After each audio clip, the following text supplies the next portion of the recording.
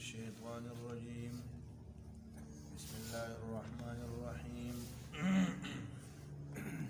قل إن كانت لكم الدار الآخرة عند الله خالصة من دون الناس فتمنوا الموت إن كنتم صادقين قل کہہ دیجئے اے حبیب ان کانت لکم الدار الآخرۃ اگر تمہاری ہی لیے ہے آخرت کے گھر کی نعمتیں اور اس کی کامیابی یعنی جنت عند اللہ اللہ کے ہاں خالصتاً خاص تمہارے لیے من دون الناس لوگوں کے علاوہ فتمنوا الموت تو تمنا کر لو موت کی اپنے لیے یا غیر کے لیے ان کنتم صادقین اگر تم اپنے اس دعوے میں سچے ہو کہ آخرت ہماری لیے ہے وَلَن يَتَمَنَّوْهُ أَبَدًا بِمَا قَدَّمَتْ أَيْدِيهِمْ اور ہرگز یہ موت کی تمنا نہیں کریں گے ہمیشہ کے لیے نہیں کریں گے جب تک زندہ ہے بِمَا قَدَّمَتْ أَيْدِيهِمْ بسبب اس کے کہ جو پہلے بھیج چکے ہیں ان کے ہاتھ یعنی جو اعمال یہ پہلے بھیج چکے ہیں ان کے خوف سے یہ کبھی موت کی تمنا نہیں کریں گے واللہ علیم بالظالمین اور اللہ کو معلوم ہے ظالم وَلَتَجِدَنَّهُمْ أَحْرَصَ النَّاسِ عَلَى حَيَاةٍ بلکہ ان یہود کی حالت یہ ہے کہ اے مخاطب آپ ان کو پائیں گے احرص الناس سارے لوگوں سے زیادہ حرص والے علی حیات زندگی کے لیے ومن الذین اشرکوا یہاں تک کہ ان لوگوں سے بھی زیادہ جنہوں نے شرک کیا ان سے بھی زیادہ حریص ہیں یود احدہم ان میں سے ان یہود میں سے ہر ایک چاہتا ہے لو یعمر الف سنہ کاش اسے 1000 سال عمر دی جائے وما هو بمزحزحه ان یعمر اور پھر بھی وہ بچانے والی نہیں ہے یعنی مل عمر بمزحزحه وہ عمر بھی بچانے والی نہیں ہے من العذاب عذاب سے ان یعمر عمر دیے جانا واللہ بصیر بما یعملون اور اللہ دیکھ رہا ہے جو یہ کر رہے ہیں یہاں تک کہ آیات میں جو ہم نے سورہ بقرہ کی اب تک 93 آیات پڑھی ہیں تو اس 93 آیات کا خلاصہ یہ ہے کہ پہلی آیت میں دعوی صورت یعنی حقانیت قرآن کا اعلان تھا ذالک الکتاب لا ریب فیہ اور پھر چونکہ سابقہ صورت فاتحہ میں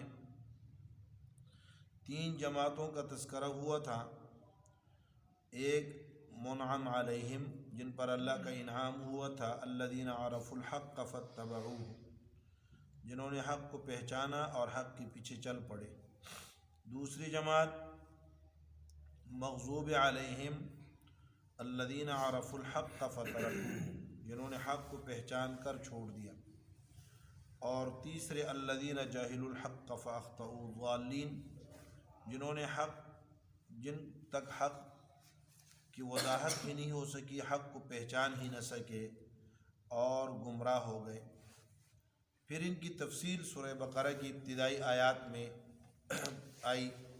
ابتدا کی 6 آیات میں پہلی جماعت کی تفصیل تھی اس کے اوصاف بیان کیے گئے تھے اس کے بعد ابتدائی 5 آیات میں اس کے بعد 6 اور 7ویں آیت میں دوسری جماعت کی تفصیل تھی آیت نمبر 8 سے لے کر آیت نمبر 20 تک یہ تیسری جماعت کا ذکر تھا فریق ثالث کا کہ جو بظاہر یعنی ابتدائی آیات میں 5 آیات میں خالص مسلمانوں کا ذکر تھا اور 6 اور 7ویں آیت میں خالص کفار کا ذکر تھا اور آیت نمبر 8 سے لے کر آیت نمبر 20 تک اس میں منافقین کا ذکر ہے۔ منافقین کے بعد پھر عام اعلان ہے، عام دعوت ہے، یا ایھا الناس اعبدوا ربکم۔ یہ جماعتیں جو تقسیم ہوئی ہیں، یہ جو 3 جماعتیں بنی ہیں، تو اس میں ایک جماعت وہ ہے جو اعبدوا ربکم کے دعوے کو ماننے والی ہے، دوسری 2 جماعتیں، ایک اعلانیہ اس کا منکر ہے اور دوسری جماعت وہ ظاہراً اس کے دعوے دار ہے لیکن عملاً منکر ہے۔ تو یہ سابقہ تفصیل جو ہے اور سابقہ تقسیم جو ہے وہ بھی اسی دعوے کے اعتبار سے، پھر اس کے لیے دلائل دیے، اور اگلے رکوع کے اندر جس کا خلاصہ یہ تھا نفی عبادت از ملائک و جنات والانسان، کہ انسان ناری، نوری اور خاکی، ان 3 میں سے کوئی بھی عبادت کے لائق نہیں ہے۔ عبادت کے لائق ذات اللہ کی ہے، کیونکہ ان اللہ علی کل شیء قدیر، قدرت والی ذات بھی ہے، وہ بکل شیء علیم، اور علم والی ذات بھی ہے۔ انسانوں کا علم، مخلوقات کا علم بھی ناقص ہے، اور مخلوقات کی قدرت اور طاقت بھی ناقص ہے، لہذا مخلوق میں سے کوئی بھی عبادت کے لائق نہیں۔ یہ 4 رکوع تھے ابتدائی۔ 5ویں رکوع کے اندر یہود کو مخاطب بنایا، اور میں نے آپ سے عرض کی تھی کہ کیوں، اس کی وجہ یہ تھی کہ عرب لوگ ان کو اپنا بزرگ اور پیر اور اپنا مقتدا اور پیشوا سمجھتے تھے، اور کل میں نے آپ سے عرض کی تھی کہ 2 طریقے سے یہ لوگ اس عام لوگوں پر جو ہے نا فوقیت رکھتے تھے۔ ایک تو علمی مسائل جب ان کو ضرورت پڑتی تھی تو ان سے پوچھتے تھے، کیونکہ ان کے پاس کتاب تھی تو گویا یہ ان کی مفتی تھے، اور دوسرا جب مالی ضرورت ان کو پڑتی تھی تو اکثر عرب اور جوہلا جو تھے وہ ان کے قرض دار بھی تھے۔ تو دنیاوی مفادات، گویا کہ اس وقت یوں سمجھیں کہ اس وقت کے عالمی جو آج کل امریکہ ہے اور عالمی قوتیں ہیں جن کی ساری دنیا مقروض ہے، سارے ممالک مقروض ہیں، تو اب مقروض ملک کو جو ہے نا وہ اس کے اپنے قرض خواہ کے تابع ہوتے ہیں، اس کے مطابق چلتے ہیں۔ تو عرب بھی چونکہ یہود کے مقروض تھے تو اس لیے وہ ان کی طرف متوجہ رہے کہ آیا یہ آپ علیہ السلام کو مانتے ہیں یا چھوڑتے ہیں یا نہیں مانتے۔ تو پھر ان کی تفصیل کی گئی، اور 5ویں رکوع میں یہود کو مخاطب بنا کر ان کے خاص نام سے، جو ان کا یعنی قومی نام تھا اور نسبی نام تھا بنی اسرائیل، ویسے مذہبی نام ان کا کیا تھا، یہود تھا، وہ مخاطب کر کے ان کو 8 اوامر اور 4 نواہی کا حکم دیا گیا۔ 12 چیزیں اس رکوع میں مذکور ہوئی۔ اس کے بعد پھر ان کی تفصیل شروع ہو گئی۔ یہ آیت نمبر 40 کے بعد، آیت نمبر 40 سے یہ گفتگو شروع ہوئی ہے ان یہودیوں کی، اور پھر ان کے 5 انواع کا ذکر ہوا۔ پہلے 9 میں جو ہے 8 انعامات کا ذکر ہوا۔ پہلا انعام فرعون سے ان کو آزادی ملی، دوسرا انعام دشمن ڈوب گیا اور یہ بچ گئے، تیسرا انعام انہیں معافی دی گئی، چوتھا انعام انہیں قانون دیا گیا، 5واں انعام انہیں توبہ کا طریقہ سکھلایا گیا، چھٹا انعام انہیں مرنے کے بعد زندہ کیا گیا، 7واں انعام ان کے لیے کھانے پینے کا انتظام کیا گیا، من و سلوا کا، اور 8واں انعام جو تھا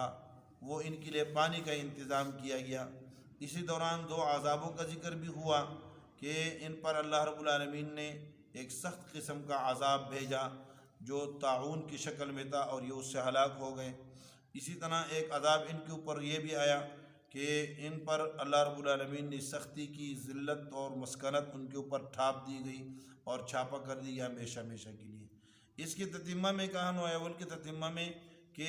نام سے کچھ فائدہ نہیں ہے۔ ان الذین آمنوا والذین ہادوا والنصارى والصابئین من آمن باللہ، نام جو بھی رکھو، ایمان اور اعمال صالحہ یہ کامیابی کے ضامن ہے، کامیابی کا مدار ہے۔ دوسرے نوع کے اندر ان کے بنی اسرائیل کے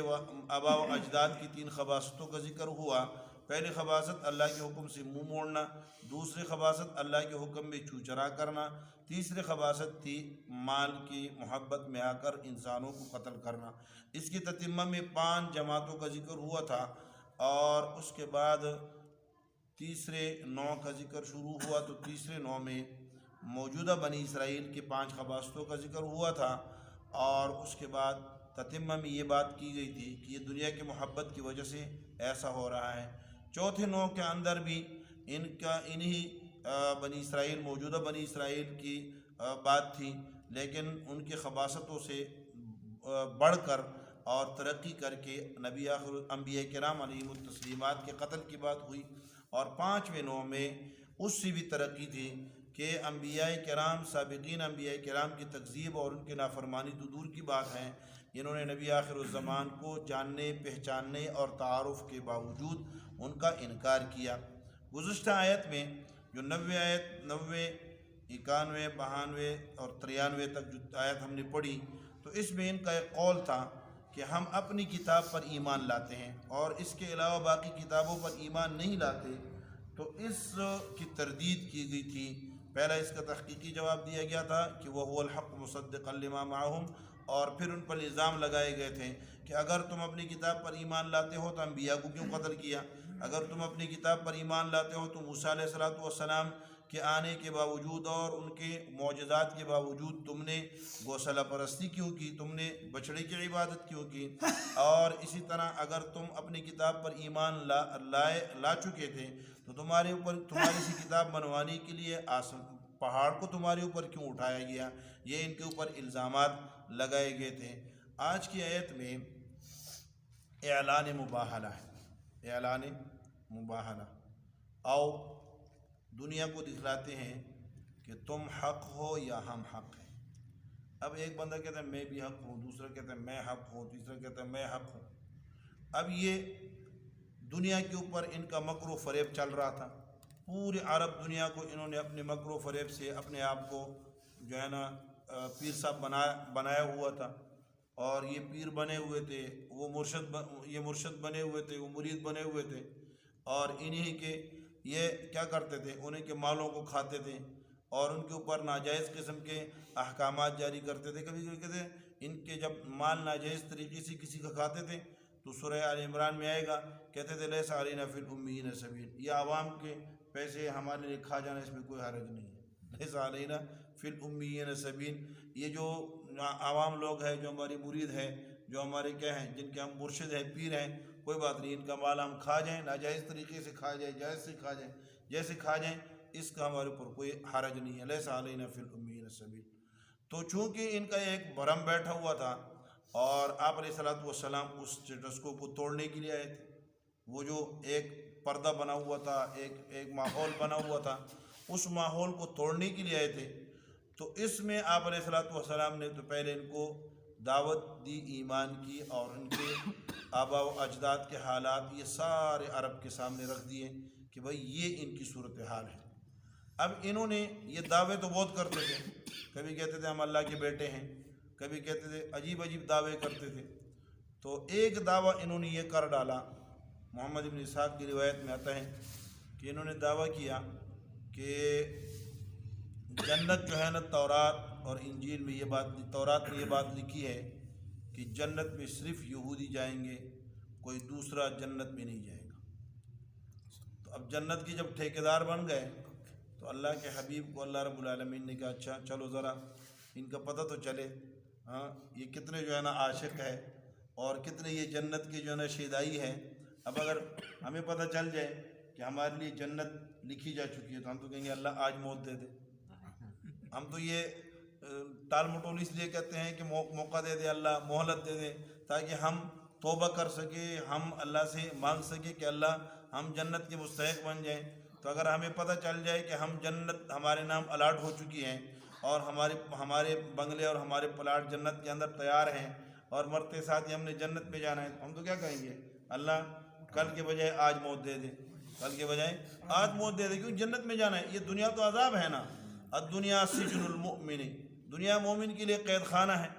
تو مومن کو اگر پتہ چل جائے کہ وہ جنت میں جانے والا ہے تو وہ کیا کرے گا؟ لازمی طور پہ وہ تمنا بھی کرے گا اور اس کا جی بھی چاہے گا۔ تو اللہ رب العالمین نے کہا ذرا ان کو ذرا کنڈی ڈالتے ہیں کہ کیسے یہ بھاگتے ہیں، اپنی بات سے کیسے بھاگتے ہیں۔ تو فرمایا قل ان سے کہہ دیجئے ان کانت لکم الدار الآخرۃ، اگر تمہارے ہی لیے الاٹ ہو چکا ہے آخرت کا گھر، اگر تمہارے نام لکھا جا چکا ہے آخرت کا گھر اللہ کے ہاں، خالصتاً خالص تمہارے لیے، من دون الناس کوئی اور تمہارے ساتھ اس میں شریک نہیں ہے، تو اچھا آخرت کا گھر جب تمہارا ہے تو آخرت کے گھر میں جانے کے لیے راستہ کیا ہے؟ موت ہے نا، آخرت کے گھر میں جانے کے لیے راستہ موت ہے، تو فتمنوا الموت، موت کی آرزو اور تمنا کر لو، آؤ۔ آپ علیہ الصلوۃ والسلام نے ان سے کہا کہ آؤ دعا کرتے ہیں، اگر تم حق ہو تو تم مر جاؤ اور جنت میں چلے جاؤ، اگر ہم حق ہے تو ہم مر جائیں، یا جو بھی ہے، جو بھی حق ہے وہ بچ جائے اور جو ناحق ہے وہ مر جائے، آؤ دعا کرتے ہیں، اپنے لیے موت مانگ لو، تمنا الموت، موت کی تمنا کر لو کہ اللہ ہمیں موت دے دے، کیونکہ جانا تو تم نے ویسے بھی جنت میں ہے نا، تو جب جنت میں جانا ہے تو جنت میں جانے کے لیے موت مانگ لو، اور راستہ وہی ہے، اس کے علاوہ کوئی دوسرا راستہ تو ہے نہیں، لہذا تمنا الموت، موت کی تمنا کرو، لیکن انہوں نے کی نہیں۔ چنانچہ حضرت ابن عباس رضی اللہ، جھوٹے جو تھے، ہاں، ایک آدمی کہتا ہے میں بہت بڑا پہلوان ہوں، اس کو کہتے ہیں چلو جو پہلوان کے ساتھ مقابلہ کرتے ہو، کہتے ہیں یار میرے پاؤں میں درد ہے، مانا کر جائے کہ میرے تو پاؤں میں درد ہے، میرے آج گردن میں درد ہے۔ ہمارے سے ایک طالب علم تھا جب ہم پڑھتے تھے، تو وہ بھی اس طرح بڑی بڑی باتیں کرتا تھا، کہتے میں اس کے ساتھ لڑوں گا، اس کے ساتھ لڑوں گا، وہ کہتے تھے جمعرات کو لڑوں گا، جمعرات کو چھٹی ہوتی تھی نا، تو کہتے ہیں میں جمعرات کے تیرے ساتھ مقابلہ کروں گا، تو جمعرات والے دن جب آتا تھا تو وہ رات اپنے کسی جگہ سے اس طرح کھرچ لیتا تھا، تو کہتے تھے یار یہ میری جگہ زخمی نہ ہوتی نا تو میں تیرے ساتھ لڑتا، تو آج نہیں پھر آئندہ جمعرات کو۔ تو یہ تو بھائی اگر موت تمہارے لیے، جنت تمہاری ہے اور تم جنت کے ٹھیکیدار ہو تو آؤ موت کی تمنا کر لو، آرزو کر لو۔ تو ابن عباس رضی اللہ عنہ فرماتے ہیں کہ آپ علیہ الصلوۃ والسلام نے ان یہودیوں کو کہا کہ آ جاؤ موت کی دعا مانگتے ہیں، اگر تم سچے ہو تو تم بچ جاؤ گے، میں مر جاؤں گا، اور اگر میں سچا ہوں تو تم مر جاؤ گے، میں بچ جاؤں گا، آ جاؤ دعا کرتے ہیں، دعا موت مانگتے ہیں ایک دوسرے کے لیے۔ تو انہوں نے کہا کہ آپ علیہ الصلوۃ والسلام نے کہا کہ آ جائیں، انہوں نے کہا تأمل یا ابا القاسم، تھوڑا سا ٹھہر جائیں، ابو القاسم ذرا صبر کریں، ہم مشورہ کر لیتے ہیں، غور کر لیتے ہیں، مشورہ کر لیتے ہیں۔ جب علیحدہ ہوئے تو علیحدہ ہو کر ایک دوسرے سے کہا کہ تمہیں پتہ نہیں ہے یہ اللہ کا نبی ہے؟ کہنے لگے پکی بات ہے، یہ تو اللہ کا نبی ہے۔ کہنے لگے جب یہ اللہ کا نبی ہے اور تم نے دعا مانگ لی تو تمہارے تو وہ حشر ہو جائے گا کہ تمہارا تو نام و نشان مٹ جائے گا، تو اب اس سے جو ہے نا جان چھڑانے کی کرو۔ تو مشورہ کر کے آئے اور آپ علیہ الصلوۃ والسلام سے کہا کہ لکم دینکم ولی دین، بھائی تم اپنے دین پہ ہو، ہم اپنے دین پہ ہیں، اپنا کام کرو، ہم اپنا کام کرتے ہیں۔ ہمارے علاقے میں ایک مسئلے میں لڑائی ہو گئی نا، تو ایک مولوی صاحب، دو مولوی صاحب آپس میں مناظرہ کر رہے تھے، تو جب وہ مولوی ہارنے لگے، یہ جنازے کے بعد نا جب کوئی فوت ہو جاتا تھا تو اس کے بعد وہ دوران کرتے تھے، دوران، وہ اس کو کہتے تھے ہیلہ اسقاط کرتے تھے، تو ایک مولوی صاحب کہتے یہ نہیں ہے، دوسرے کہتے تھے یہ ہے، تو وہ جب اس میں وہ مولوی صاحب ہارنے لگے نا تو کہتے وہ اس کا گاؤں کا نام لیے، کہتا تم اپنے گاؤں کے مردوں کے ساتھ اپنا قانون کرو، ہم اپنے گاؤں کے مردوں کے ساتھ اپنا قانون کریں گے۔ تو قانون تو اللہ کا ہونا چاہیے۔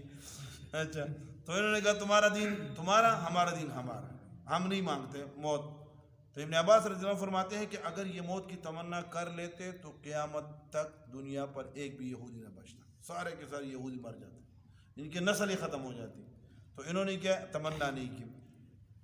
فتمنوا الموت ان کنتم صادقین ولن یتمنوہ، اور چونکہ یہ دنیا کے بڑے شیدائی تھے، بڑے عاشق تھے، تو اللہ رب العالمین نے ان کے اندرونی کیفیت، جو ان کے دل کی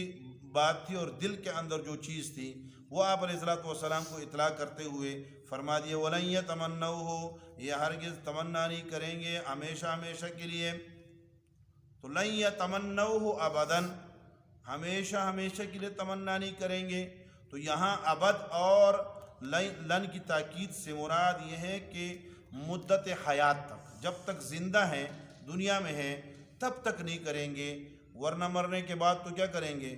مرنے کے بعد تو بہت تمنا کریں گے کہ کاش موت آ جائے۔ مرنے کے بعد کیا کریں گے؟ یا لیتہا کانت القاضیہ، کاش موت آ جائے،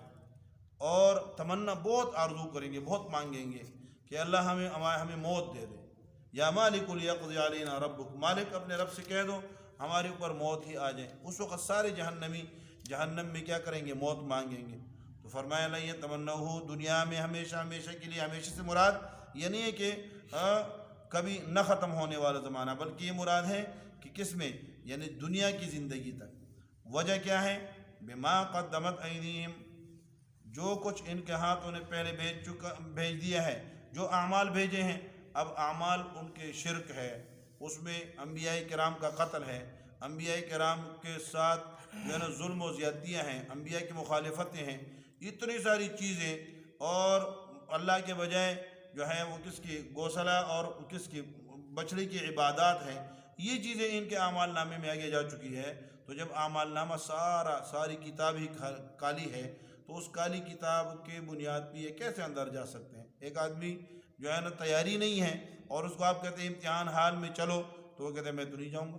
میں نے تو امتحان نہیں دینا۔ وَلَن يَتَمَنَّوْا بِمَا قَدَّمَتْ أَيْدِيهِمْ وَاللَّهُ عَلِيمٌ بِالظَّالِمِينَ، اللہ تعالیٰ کو معلوم ہے ظالم جو اپنے آپ پر ظلم کرتے ہیں۔ اپنے آپ پر دو طرح کا ظلم کرتے ہیں، ایک دنیا کے اعتبار سے ظلم ہے، اور ایک آخرت کے اعتبار سے ظلم ہے۔ دنیا کے آخرت کے اعتبار سے ظلم یہ ہے کہ اپنے نفس کو یا تو جہنم سے محروم کر دے، جنت سے محروم کر دے، یا جہنم کے لیے پیش کر دے۔ تو جنت سے محروم کرنا بھی اپنے آپ پر ظلم ہے، اور جہنم کے لیے پیش کرنا بھی ظلم ہے۔ تو کافر اپنے آپ کو جہنم کے لیے پیش کر دیتا ہے، جنت سے محروم کر دیتا ہے، تو بہت بڑی زیادتی کرتا ہے اپنے آپ پر۔ اور جو بھی گناہگار گناہ کرتا ہے، تو گناہگار اگر اسے توبہ کی توفیق مل گئی دنیا میں، گناہ کر، اس لیے گناہ سے شروع سے ہی بچنا چاہیے۔ جب بھی گناہ ہو جائے فوری طور پہ اسے چھوڑ دے، اس میں گناہ میں زمانہ نہ گزارے۔ کیوں؟ اس لیے کہ اگر دنیا میں توبہ کی توفیق مل گئی تو پھر بھی کیا ہوگا؟ جتنا زمانہ گناہ میں رہا وہ زندگی تو ضائع ہو گئی نا۔ اور اگر توبہ کی توفیق نہ ملی نعوذ باللہ، اور آخرت میں چلا گیا، بہت سے لوگ بغیر توبہ کے مر جاتے ہیں، تو آخرت میں کیا ہے؟ ممکن ہے کہ اس کی نیکیاں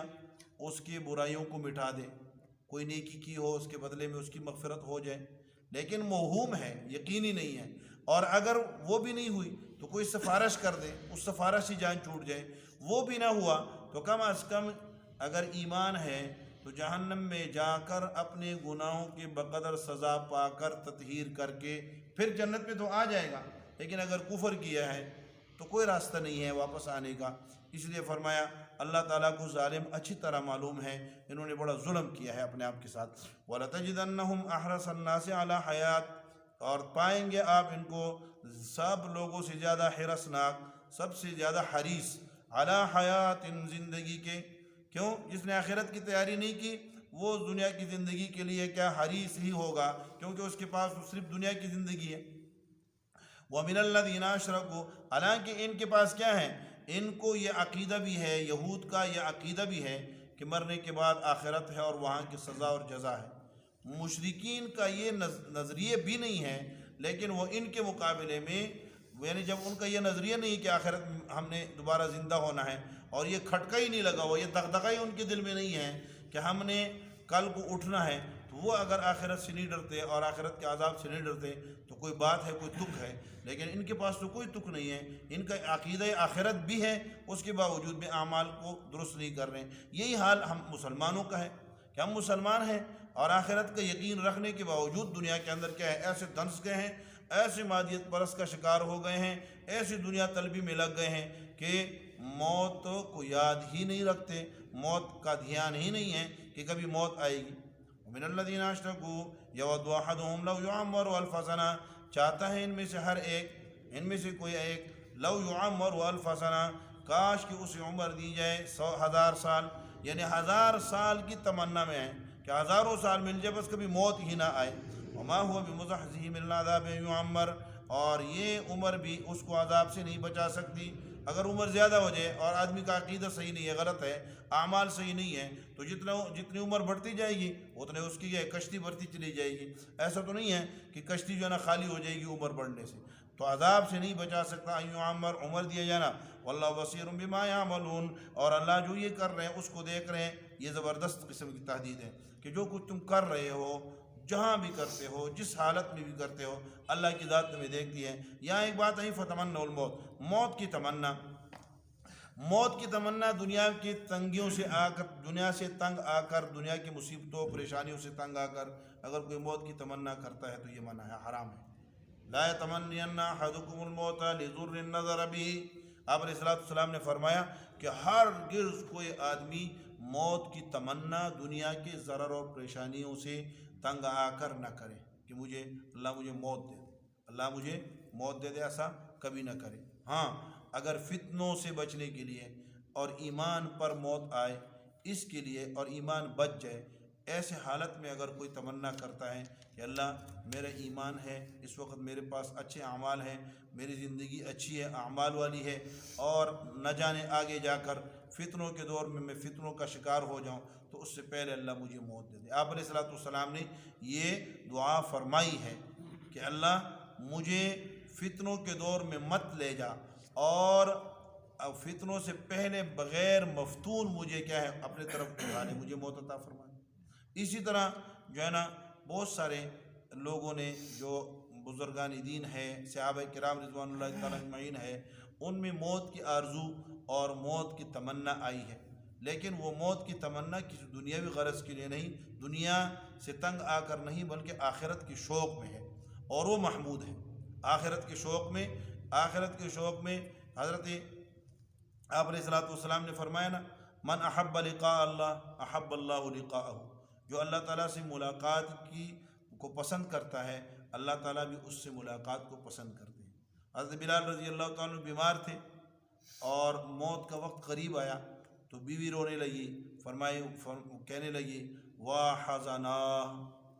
حزنا،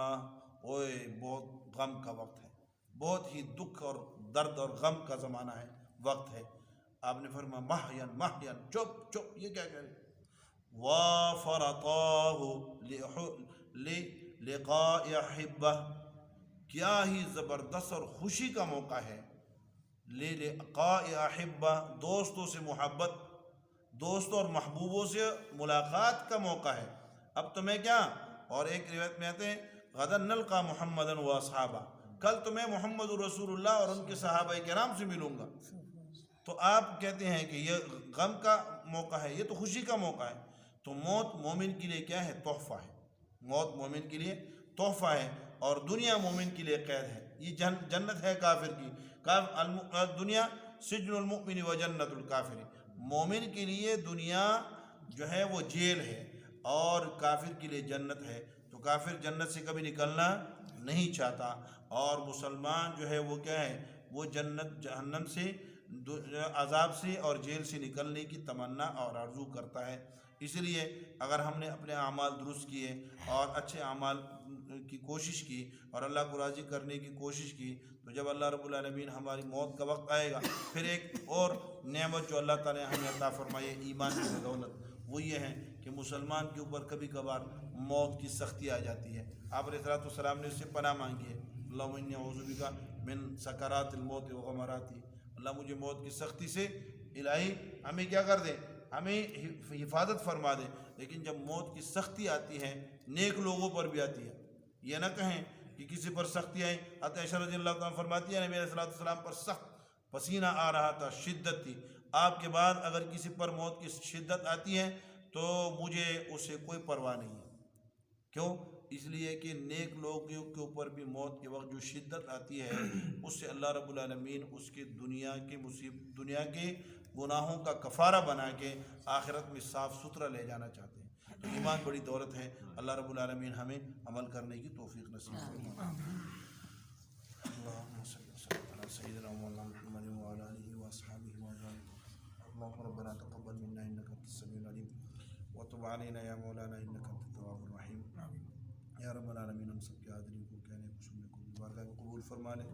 رب کریم ہم سب کے ساتھ فضل احسان والا معاملہ فرما دے، رحم والا معاملہ فرما دے، مہربانی والا معاملہ فرما دے، ہمارے اس درس کو اپنے بارگاہ میں قبول فرما لے۔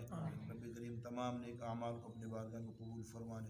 اللہ رب العالمین قرآن کریم کا شوق نصیب فرما دے، محبت نصیب فرما دے، اے اللہ عقیدت نصیب فرما دے، قرآن کی مٹھاس نصیب فرما دے، قرآن کی چاشنی اور قرآن کی یا اللہ شیرینی نصیب فرما دے۔ رب کریم نمازوں کی حضوری نصیب فرما دے. رب کریم ہم سب کی تمام پریشانیاں دور فرما دے, تمام مسلمانوں کی پریشانیاں دور فرما دے, آسمانی زمینی آفات سے ہم سب کی حفاظت فرما دے. صلی اللہ تعالیٰ